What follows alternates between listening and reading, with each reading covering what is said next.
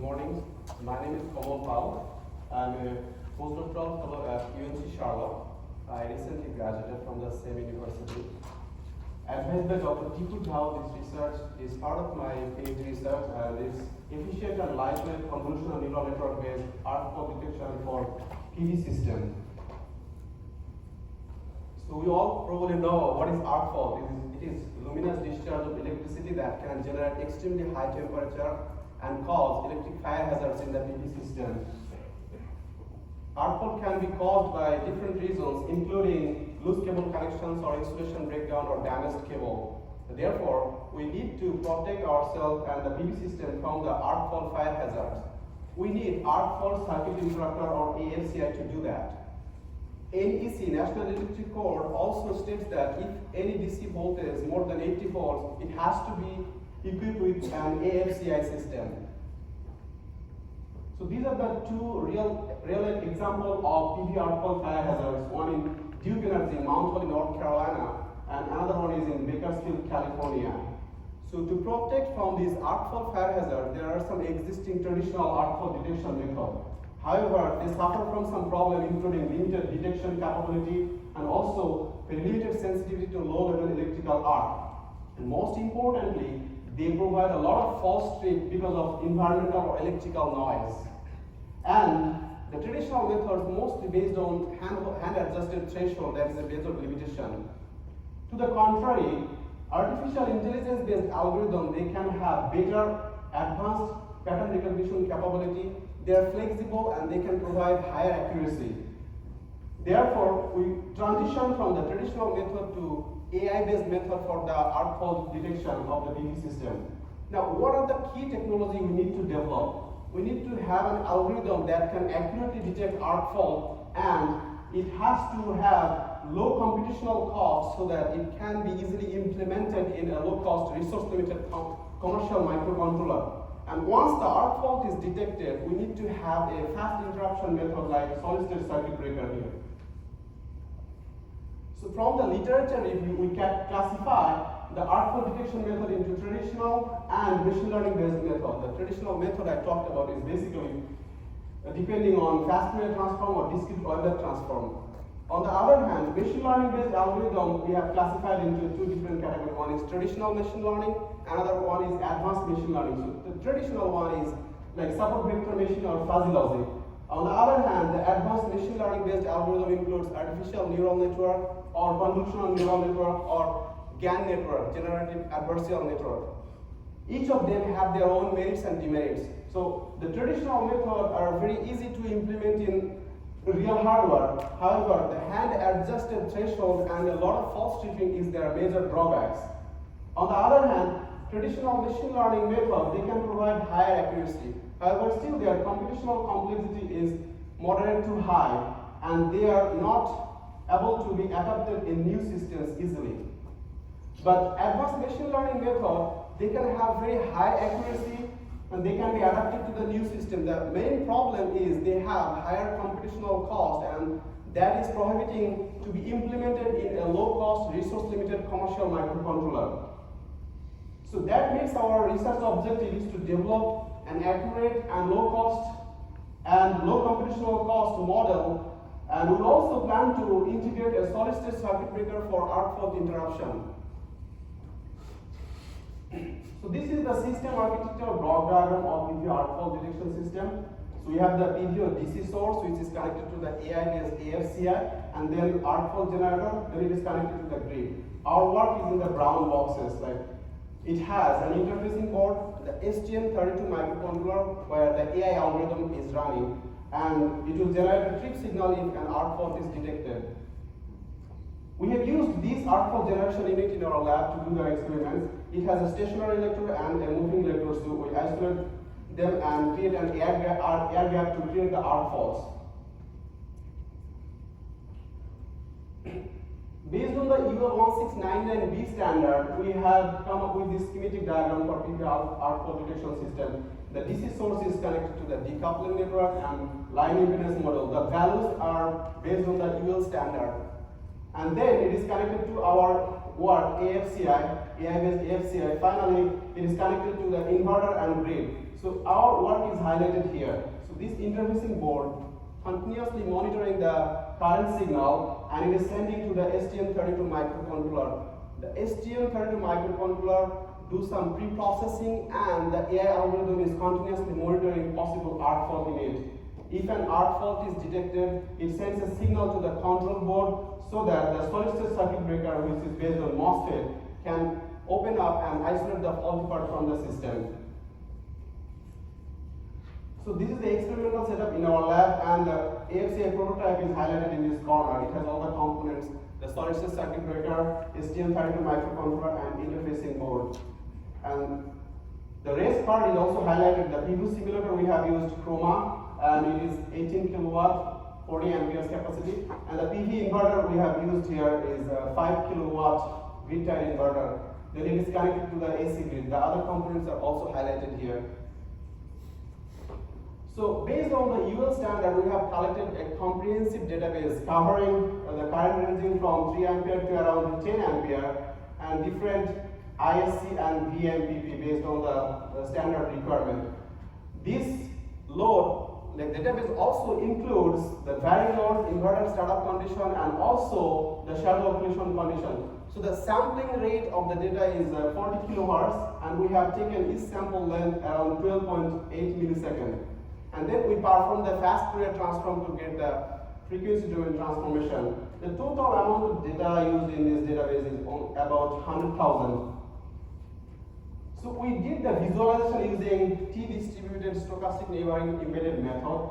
If the data variation is low, for example, only top 3 is taken here, and we see that this portion has a lot of overlapping for normal and arc fault current.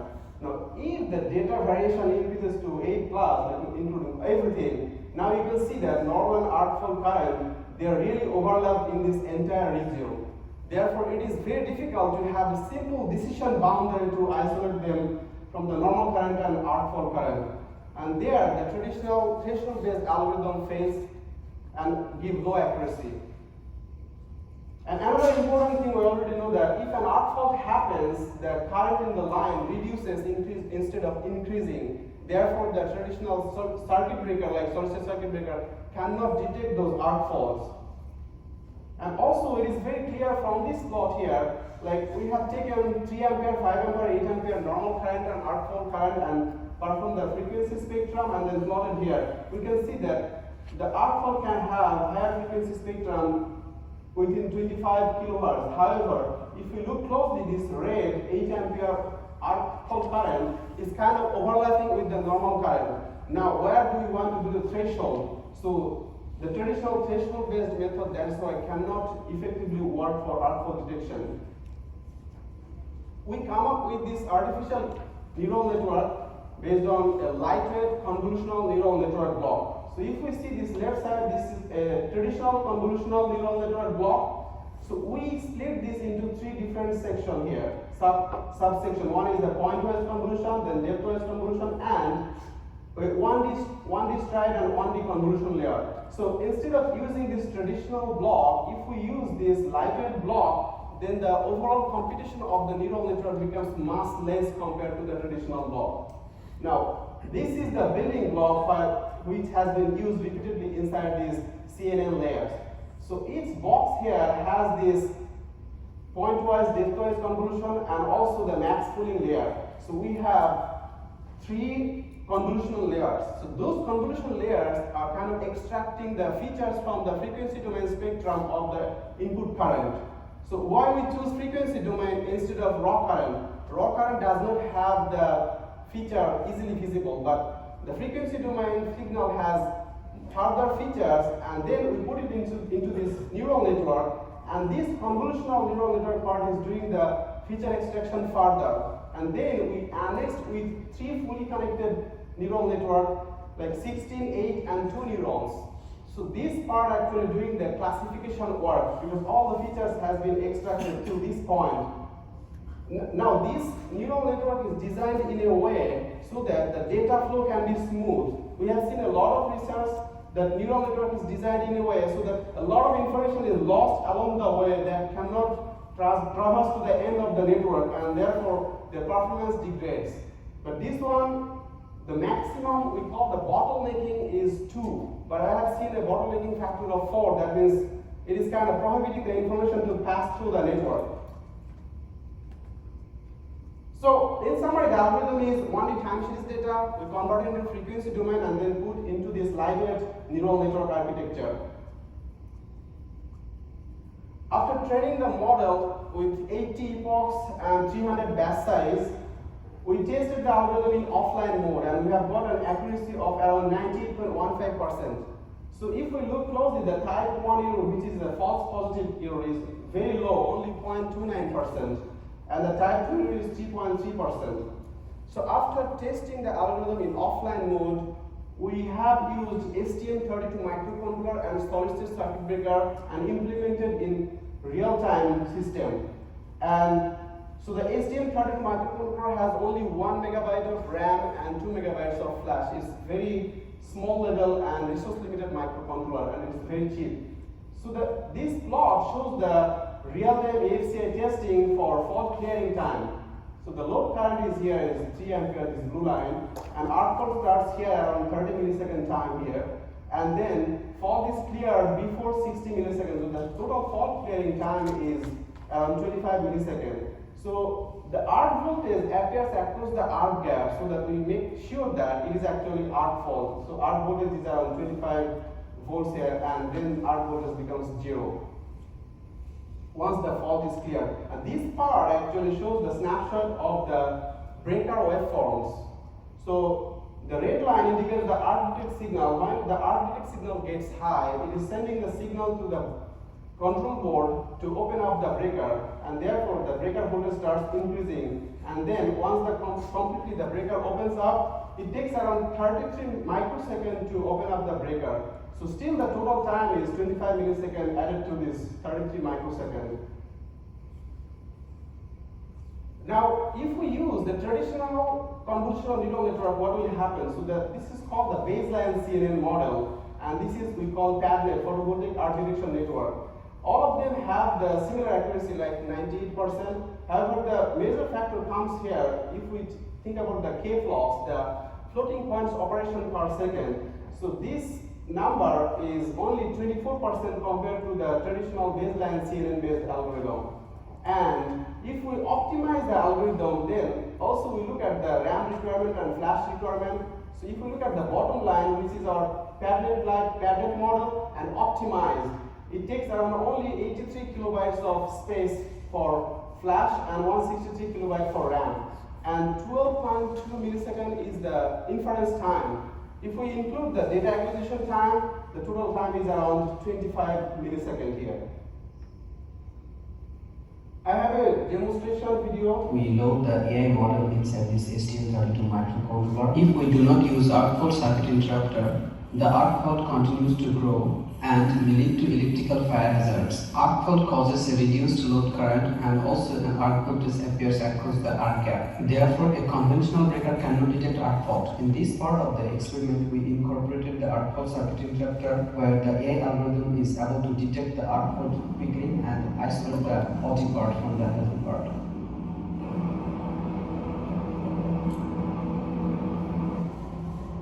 Due to an arc fault, the arc detection signal becomes high and the AFCI interrupts the circuit. As a result, the load current decreases to 0.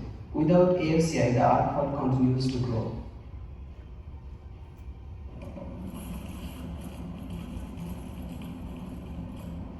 But with AFCI, the arc fault is quickly detected and the faulty part is isolated immediately. Therefore, our AI-based AFCI technology can quickly interrupt the PV system arc faults and provide enhanced safety and reliability.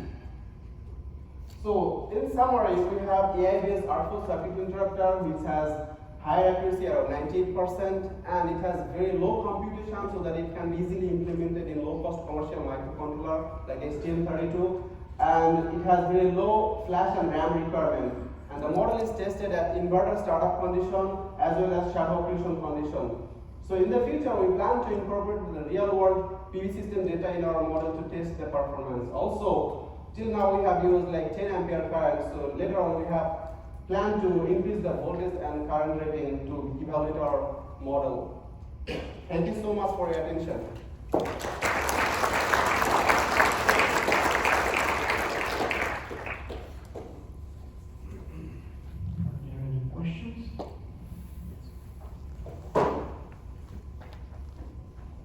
Thank you for a nice presentation and how these technologies improved over the years.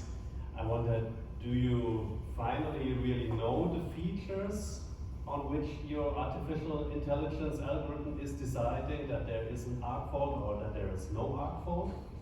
So for the AI algorithm, we can visualize the last layer, and the artificial intelligence works like a black box, we all know, but we have verified the last layer in the algorithmic design, and here at this last layer we can really just visualize, but it cannot tell whether this is arc fault or normal fault. But what it does, it has like 32 neurons, right? So these 32 neurons, some of the neurons, like 50% neurons lights up if it is normal current, and almost 70% neuron lights up if it is a normal arc fault.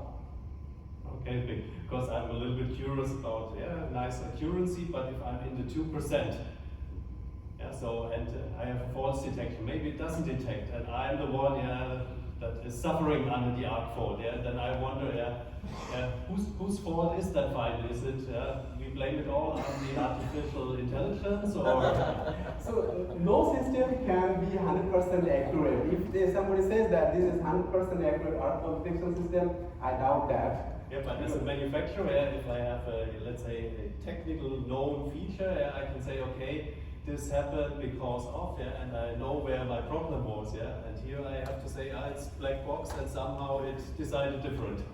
Yeah, so what we do if a false positive is detected, we go back to the original signal, do the frequency spectrum analysis, and then go back to this layer, what is the difference? Then we find that they have really a lot of similarities in that last layer.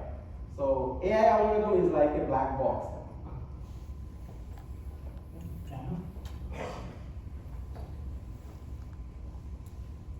Thank you for the nice talk. I have two questions. On slide 5, you showed the configuration of your coupling network. Yeah, exactly here. You have here the full string impedance module inside. Have you tried it also with half string? Because there's another circuit in the standard. Do you know what I mean? Yeah, I understand. Does it work with the same algorithm as you tested? Yeah, it can work with the same algorithm, because if we add another half, then what will happen? Just only the rating will increase, but it will give the same thing. So no effect on the No. And the second question I had. And also another thing is the C4 is one important parameter here. Like we have the UL standard says two different values. One is the worst, another is the better. So we have tested the algorithm with two different values. Actually, with the better value, we trained the algorithm and we tested with the worst value, and it gives good results. Second question I had. We're running out of time. Oh, Next, sorry. you ask another question. You can follow up after the presentation. Okay. I have a question and a comment about the question. The first question is about the extraction and selection of features. You showed in the beginning, I think it's 7 or slide 7 or 8. Yeah. This result depends on the features you choose. And here we have only 2 features. So the question of building and selecting features is a seminal issue in this problem. So you can do it without using convolutional neural networks, but not automatically, but you can build and select features. And 2 features are probably not sufficient. So perhaps you need more. And which ones? It's a seminal question because it's the only information you have on what is going on in your system. So thank you for your nice question. The first question you had. So this is not the feature we're using for the AI model. This is actually visualization of the arc fault where they are actually lying. So this dimension 1 is actually, and dimension 2 are, the PCA. So we did the PCA of the frequency spectrum just to visualize what exactly they're lying in the space. And if they are overlapping, then a simple decision boundary is not enough. So this is not the feature we use for the AI algorithm. Thank you for your question, though. The features are automatically selected by the CNN. Yes, so we use the frequency domain features mainly, and then the CNN model is actually extracting the real feature by automatically. That you can do it previously to the training. In the beginning, on slide number 3, you said that SVM are traditional and neural networks are advanced. I think it's not true. 2 days ago, John Hopfield and Geoffrey Hinton received the Nobel Prize for their contribution to neural networks and their application to physics. They worked on the 70s on this. Supervector machines are very recent. They arrived in 90s and 2000. So they are mathematically more advanced than neural networks. So I was surprised when I saw this slide. And I don't know why you say this. So the support vector machine determines a central boundary line, and it kind of isolates the two parts, normal and arc current. However, if we give a different unknown load current into the same space, it suffers from accuracy. We have also tested with the support vector machine algorithm as well. It works while accuracy is more than 95% as well. But if we want to adopt the AI algorithm in an unknown system, the support vector machine may fail to do that, where the AI algorithm can do better. I'm sorry to have to interrupt, but we are out of time for this session. So let's have another round of applause.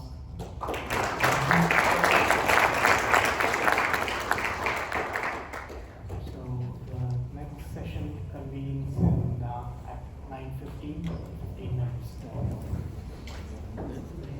If the authors for the next session would please come up here for a minute or two, thank you.